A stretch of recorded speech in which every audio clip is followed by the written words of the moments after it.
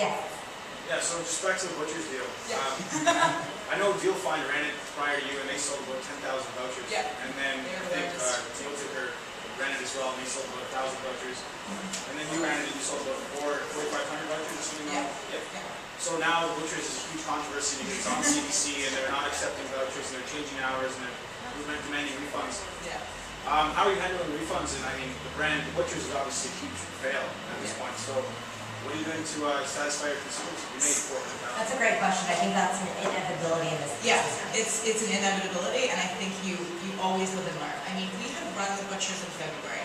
We sold 1,600 vouchers in February for the Butchers, and it was, to be honest, an outstanding success. We had customers that loved the product they were getting. You know, the Butchers was fine handling this. He has very healthy margins on his products. He was able to train his staff to convert very well and keep this going. So frankly, we had no reason to believe that if we ran a second one 4 months later or 5 months later, that there would be this kind of product. Frankly, we oversold, and that is the problem of the industry, and that we need to look into that, is what businesses can handle and how we're doing that.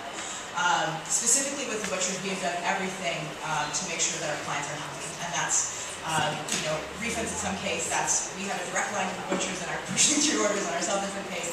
We've actually thrown some of our staff at the Butchers to help them out because, you know, we are not in the interest of having small businesses fail. And now looking back on that, we would have structured some of the deal a lot differently. But anyways, so that's kind of the response to that. Joseph, I think. Yeah, and just to elaborate on what Michelle was saying, I think the first deal was a great success, and it was, I think it was scaled really well because it was, I think, $55 for $170 worth of product, and so a lot of people would have, you know, maybe $20 or $30 remaining on their voucher for their last visit, and then end up spending, you know, another $60 or $70. So that last visit, you'd actually be, you know, getting another $50 sale at the regular margin, which made a lot of sense because they're really upselling the customer on that last visit. But then with this last deal, you know, the deal was just so good. And, you know, talking to Marlon, like personally, it's just $100 for $400. That's so much meat. And when someone starts buying like 2 vouchers now, $800 worth of product, it's like, well, how are you going to get your return on that extra sale? They don't need anything more than $800 worth of meat. You know what I mean? So it was a really good start, and I think because it was such a good success, maybe that's why they exaggerated the deal. But you know, that's as much to blame on the merchant as it is on the 4 or 5 other requests that hop on, right? So. Kevin? You know, and 10 years ago, everybody would say, you know, everybody said we need to have a website, but nobody knew how to do that properly. And then it became, you know, Google AdWords, but nobody really knew how to do that properly. And then it came down to Facebook, same thing. We still don't really know how to use that.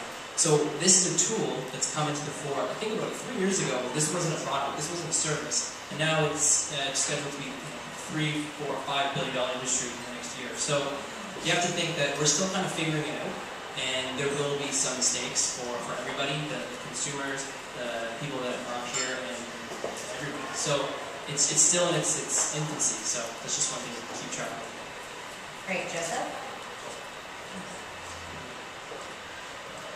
I was just going to make the point going back to like structuring around your business. I mean, for us, I mean, traditional businesses, I think, run into a heck of a lot more problems when they're running group buying for these reasons. No matter how much training or how much forethought they put into there. The beautiful part about web businesses such as ours is essentially they're redeeming using a coupon. So they go through their normal processes of what we're buying for our site normally, and then they use a coupon that is then sent to them after they enact with a deal site. So I think that's part of the reason for us why it works so smoothly. I mean, we do still get some questions, some things that we have to field, but I think it's order of magnitude different than, let's say, like a mom and pop store or otherwise. I mean, our business is already set up to support that. So the one question that you do if you want to do this more effectively is not only consider what the deal is and what the option is, but also consider what systems you need in place to expedite this so that you can scale. Yes. So it's great that you ramped up to satisfy the need and the demand to the 40 to 10% at the end. When it's a product business, you can do that. When it's a service business, you're not necessarily able to do that. And so, how do you deal with the 10 to 40% at the end? Some people just aren't going to do it. But the people that want to execute on the deal, and then they call and the business says, oh, sorry, I can't fit you in because I can't fit your service in during that period of time.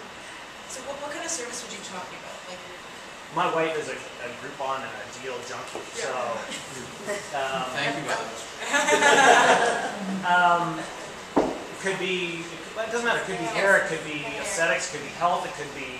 so you're saying that they sell too many and then they can't book the appointments in? No, I don't think they sell too many. Yeah. It's that you have the peak at the beginning. Yes. Then you have the lull. Then you have the peak at the end.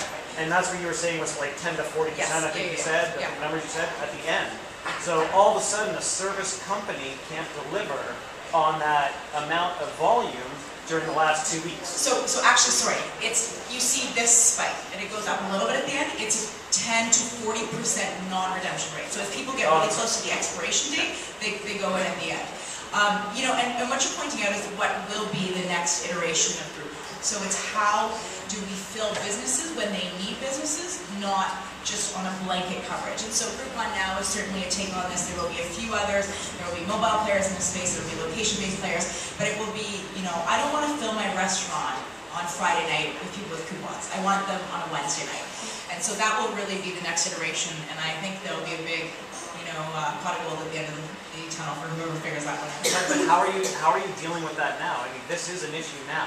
So right, Moving forward, great. right. Now So there's an issue. now, I mean, it actually works sometimes better with services-based business because you can truly book appointments in advance. Like almost all of the service-based businesses we do, whether it's a spa or personal training or anything like that, you have to call in. And so if they say, look, we just did a promotion, we're really busy, we can book you in the next 2 weeks. I mean, that's actually one of the reasons that it was so difficult at the butchers is because people, get up Saturday morning and they're like, wouldn't it be great to go buy barbecue beef? Except 400 other people had that same idea. So I think with services it becomes a lot easier when you have control of that schedule.